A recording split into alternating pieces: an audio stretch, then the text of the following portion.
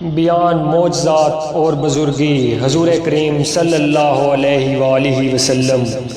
معجزہ نمبر 1، حضرت ابو بکر صدیق بن قحافہ رضی اللہ تعالیٰ عنہ سے روایت ہے کہ ایک دن حضور کریم صلی اللہ علیہ وآلہ وسلم ظلم و ستم قریش سے گھر چھوڑ کر میدان میں جا کر ایک درخت کے نیچے سو رہے تھے، اور آپ نے اپنی تلوار کو اس درخت کی شاخ سے لٹکا دیا تھا۔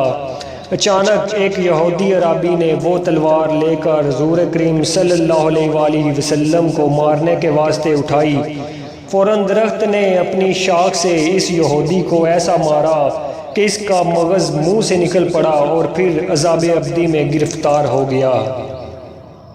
معجزہ نمبر 2، حضرت عبداللہ ابن عباس رضی اللہ تعالیٰ عنہ فرماتے ہیں کہ ایک عرابی رکانہ بن غبن اسفند یار جو بکریاں چرایا تھا، ایک دن حضور کریم صلی اللہ علیہ وآلہ وسلم کو دیکھ کر بولا، اے محمد، تو ہمارے معبودوں کو باطل کہتا ہے؟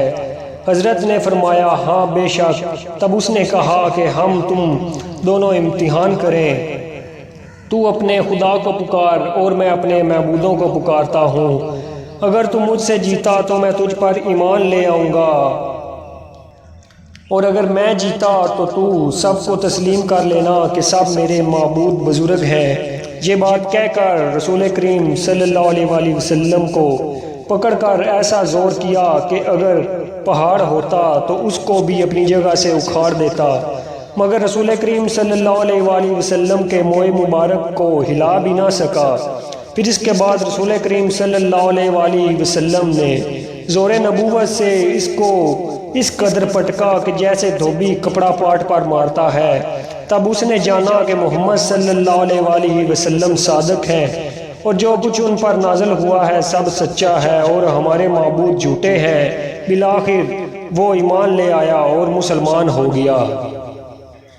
معجزہ نمبر 3، اور حضرت جابر فرماتے ہیں کہ ایک مٹکا گھی کا حضرت نے مالک بن انس کی ماں کو عنایت کیا ہوا تھا۔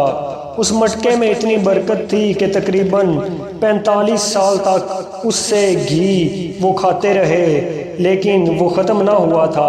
لیکن ایک دن جب وہ اس مٹکے کو دھکا لگا اور وہ ٹوٹا تو اس کے بعد وہ ختم ہو گیا تھا۔ معجزہ نمبر 4، حضرت ابو ہریرہ رضی اللہ تعالیٰ عنہ فرماتے ہیں کہ رسول کریم صلی اللہ علیہ وآلہ وسلم نے مجھ کو چند خرمے بخشے تھے، اور میں نے ایک ہانڈی میں تقریباً 20 سال تک ان کو رکھا، اور میں بھی ان میں سے کھاتا رہا اور دیگر لوگوں کو بھی خدا کی راہ میں تقسیم کرتا رہا، لیکن وہ کم نہ ہوئے۔